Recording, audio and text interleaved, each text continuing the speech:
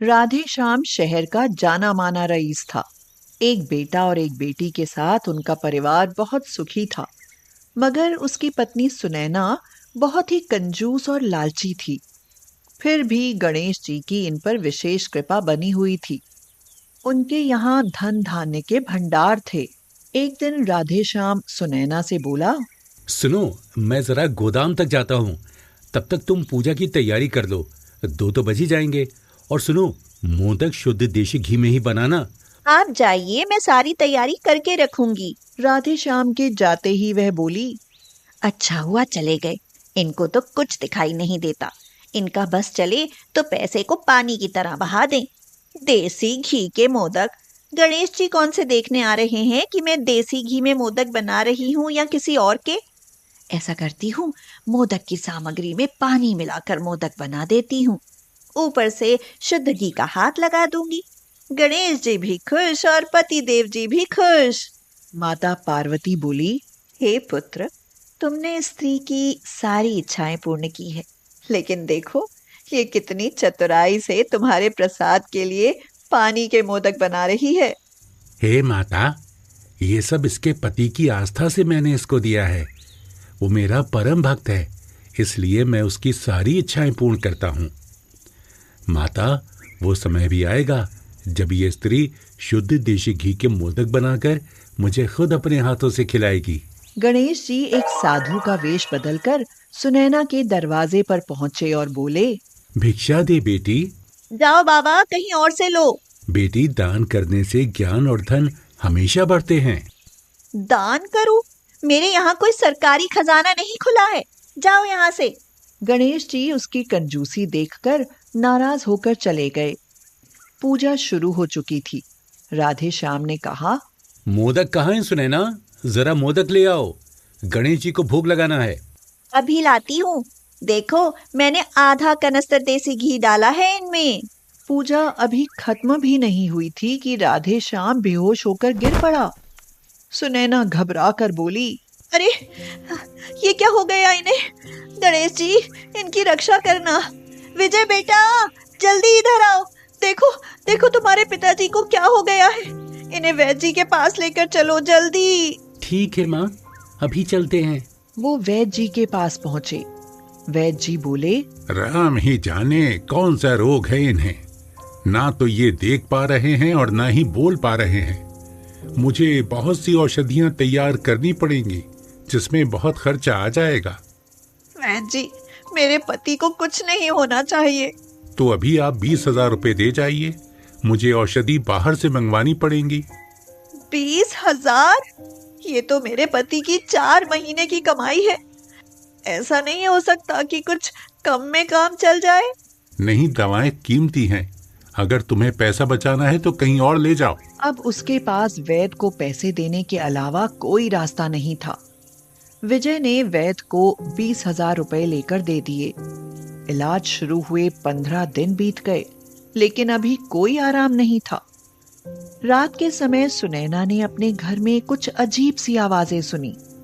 उसने उठकर देखा कि कुछ चोर उसके घर से सामान लेकर खिड़की से भाग रहे थे। वह जोर से चिल्लाई, चोर चोर! विजय, जल्दी आओ, देखो चोर चोरी करके भाग रहे हैं। लेकिन जब तक विजय आया तब तक चोर भाग चुके थे। वो अलमारी से सारे रुपए, पैसे और गहने लेकर भाग गए। गणेश जी, हम लुट गए, बर्बाद हो गए। ये हमारी कैसी परीक्षा ले रहे हो प्रभु? सुनैना की बेटी राधिका बोली, सुबह रिपोर्ट लिखवानी पड़ेगी, मगर अभी चिल्लाने से पिताजी की सेहत को नुकसान हो सकता है, इसलिए उनके पास चलो। राधे श्याम की आंखों से पानी निकल रहा था, लेकिन ना तो वह देख सकता था और ना बोल सकता था। सुबह राधे श्याम के घर में चोरी की खबर पूरे शहर में फैल गई। थोड़ी देर बाद राधिका की ससुराल वाले भी आ धमके और बोले, सुना है कि आपके घर में बहुत बड़ी चोरी हुई है। जी, आपने सही सुना है। कमबख्त सब कुछ ले गए, कुछ भी नहीं छोड़ा। राधिका के ससुर बोले, अगर ऐसी बात है तो मैं अपने बेटे नितिन का रिश्ता राधिका से तोड़ता हूँ। अरे जब कुछ बचा ही नहीं तो तुम लोग दहेज कैसे दोगे?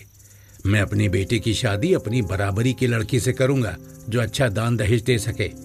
ऐसे ही डिग्री नहीं ली मेरे बेटे ने, मैंने भी पैसा लगाया है। ये क्या हो रहा था? सुनैना को कुछ समझ नहीं आया। अभी कुछ दिन पहले तो सब ठीक था।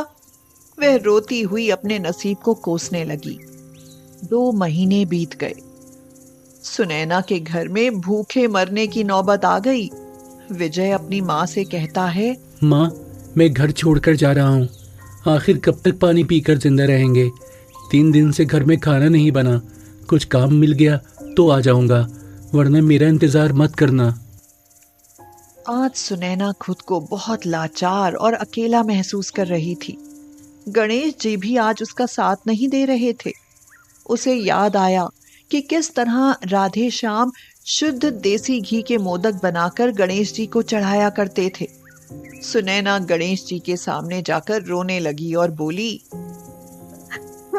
हे गणपति महाराज, मेरे घर में दूध घी के भंडार हुआ करते थे, मगर आज खाने को एक कौर भी नसीब नहीं है। बेटी 4 दिन से बिस्तर पर बीमार पड़ी है।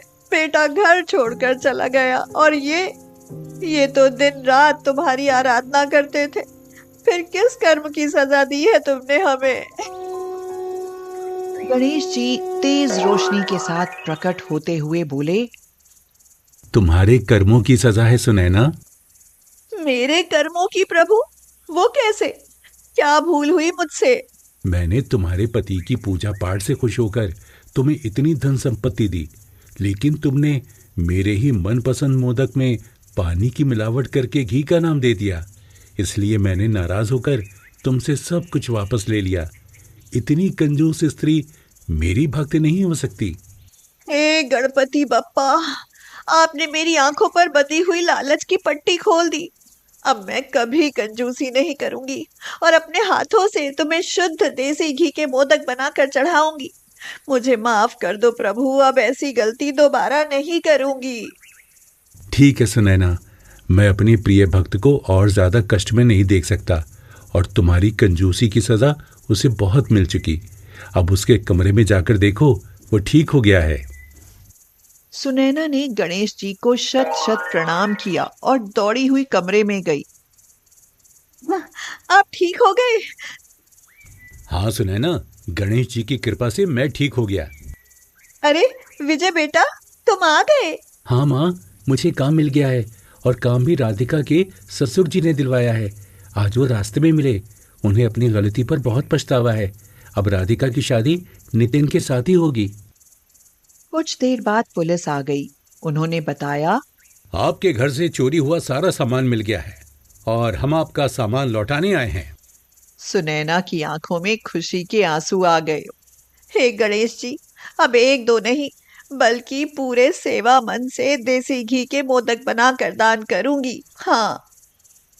हे पुत्र, तुमने कंजूस सुनैना को सही शिक्षा दी और अपने प्रति उसकी श्रद्धा भी बढ़ाई। हे माता, वो औरत कंजूस है लेकिन मेरी भक्ति करती है, इसलिए मैं प्रसन्न हूँ कि वो मेरी भक्ति में कंजूस नहीं है। जो भी मनुष्य मेरी भक्ति करता है, मैं उसके सारे कष्ट हर देता हूँ।